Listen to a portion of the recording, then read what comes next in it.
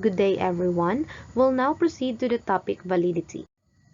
As a continuation, I will introduce you to the concept of validity, and for the intended learning outcome, after this report, students should be able to understand the concept of validity, more or less to define it, and know what. When it comes to psychological assessment, when we say validity, it is a judgment or estimate of how well a test measures what it purports or intends to measure in a particular context. So this judgment is based on evidence about the appropriateness of inferences drawn from test scores.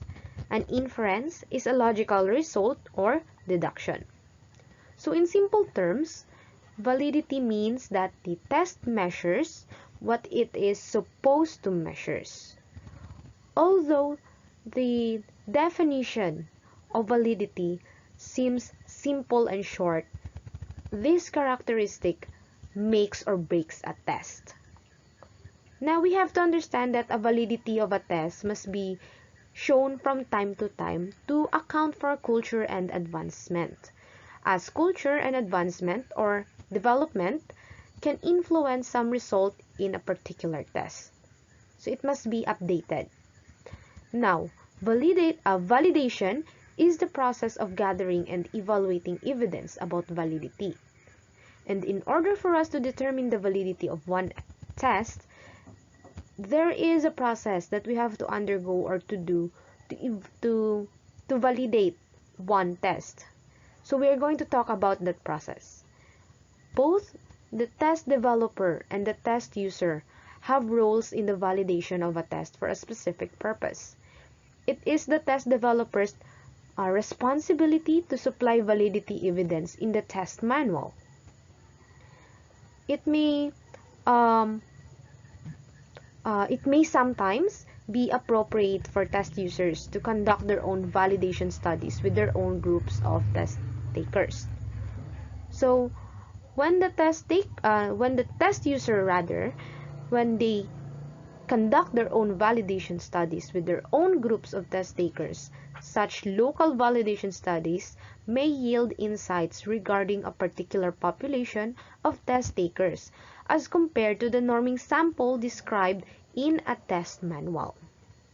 Okay, so why do these test users conduct their own validation studies? It is because local validation studies are absolutely necessary when the test user plans to alter in some way the format, the instructions, the language, or the content of the test.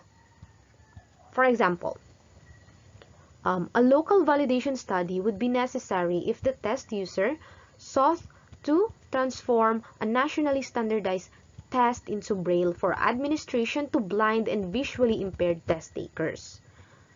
Now, local validation studies would also be necessary if a test user sought to use a test with a population of test takers that differed in some significant way from the population, on which the test was standardized. For example, you as a researcher, as a test user, you sought to use a foreign test in your research. If you're going to directly use it, you don't have to conduct a local validation study, but if you are going to change the instruction, the language used, or the content of the test, it is absolutely necessary for you to conduct a local validation study. It is not just you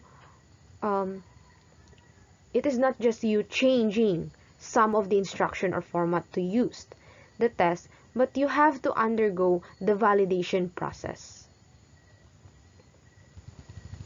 The next topic is types of validity, which will be discussed after this report or after my report by my other group mates. So thank you for listening.